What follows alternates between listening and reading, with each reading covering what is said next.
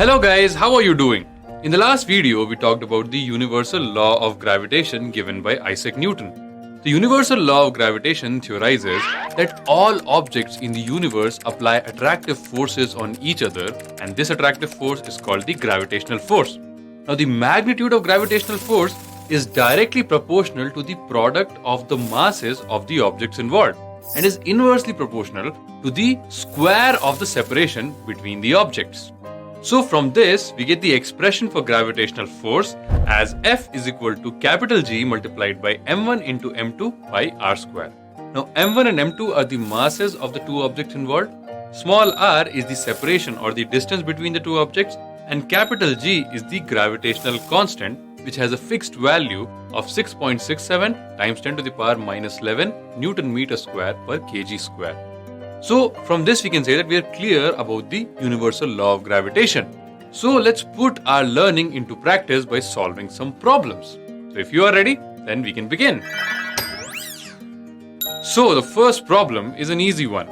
You are supposed to calculate the gravitational force of attraction between the sun and the earth, provided that the mass of sun is 2.0 times 10 to the power 30 kilograms, the mass of the earth is 6.0 times 10 to the power 24 kilograms, and the separation between the sun and the earth is equal to 1.5 times 10 to the power 8 kilometers.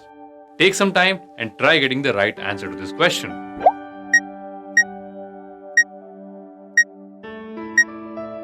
So the right answer to this question is approximately 3.56 times 10 to the power minus 22 newtons. Now I'm sure most of you got this answer correct. For those of you who got it wrong, I'm sure you must have used the wrong units for the distance or the separation between the sun and the moon. So if you carefully observe, the distance between the sun and the earth is given as 1.5 times 10 to the power 8 kilometers. However, to put the value of separation in the formula, we need to change it into meters because meter is the SI unit of distance. So once we make that little change and input all the values in the formula, F is equal to G times mass of earth times mass of sun divided by r square, the expression comes out to be 6.67 times 10 to the power minus 11 multiplied by 6.0 times 10 to the power 24 multiplied by 2.0 times 10 to the power 30 divided by 1.5 times 10 to the power 11 square. Now here all the masses are in kgs and all the separations or distances are in meters. Now once we solve this expression, the result comes out to be 3.56 times 10 to the power minus 22 newtons, and that's your answer. Great. Now let's solve the second question. So the second question says that three balls A, B and C of masses 1, 2 and 3 kgs respectively are placed along a straight line. Ball A and ball C are 20 meters apart, while ball B is placed at the midpoint between ball A and ball C. Now given these facts, you are supposed to calculate the net gravitational force acting on the ball B. Now this is a good question, so I want you to spend some time and try getting the right answer in the first go. Your time starts now.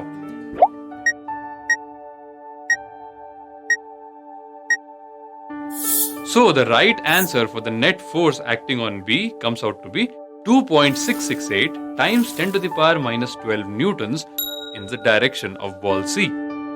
Now how many of you got this answer correct? Well, I hope many of you did. So let's go ahead and see the solution now. Now before we do any math, let's draw a diagram representing all the data that the problem has given us. So here you can see we have considered three balls, ball A, B and C along a straight line having masses 1 kg, 2 kg and 3 kg respectively. Now the problem says that A and C are 20 meters apart and ball B is at the exact midpoint between A and C. So clearly ball B must be 10 meters away from ball A and 10 meters away from ball C as well. So let's represent all the information in this diagram. Now looking at the diagram, I can write the attractive force acting on ball B due to ball A as F is equal to capital G times MA into MB by R square. Now here MA is the mass of ball A, which is 1 kg, MB is the mass of ball B, which is 2 kg, and R is the separation between A and B, which is 10 meters. So once I plug in all the values, the expression changes to capital G multiplied by 2 upon 10 square.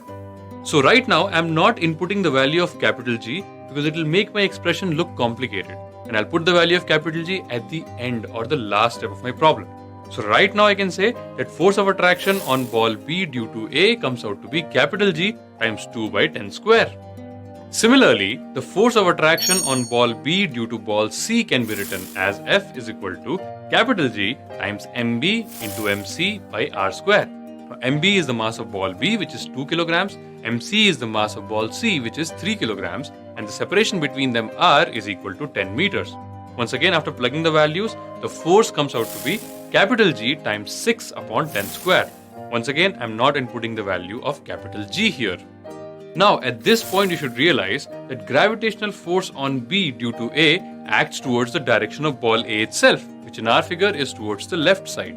Similarly, the gravitational force on B due to C acts towards the direction of ball C itself, which in our figure is towards the right side. So, the net force acting on B must be a subtraction of these two forces, because these two forces are in opposite directions. Now, choosing my sign convention as right side positive and left side negative, I can write the net force acting on B as gravitational force on B due to C minus gravitational force on B due to A.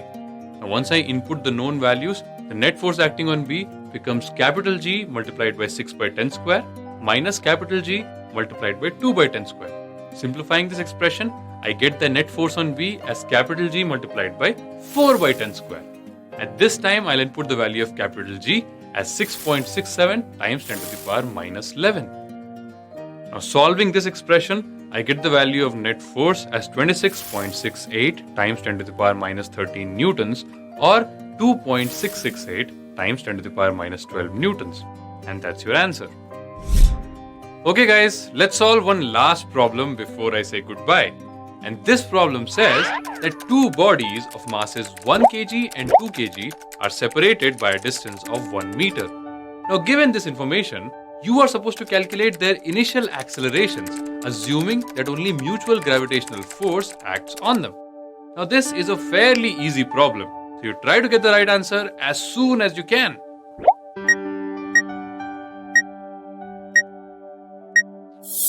Time's up, guys. The right answer for the acceleration of 1 kg mass is 1.33 times 10 to the power minus 10 meters per second square. And the right answer for the acceleration of 2 kg mass comes out to be 6.67 times 10 to the power minus 11 meters per second square. So let's go ahead and see the solution now. So first of all, let's calculate the force of attraction between these two bodies, which can be done using the formula F is equal to G m1 m2 by r square. The value of m1 is 1 kg, the value of m2 is 2 kg, and the value of r is 1 meter, which is the separation between the two bodies.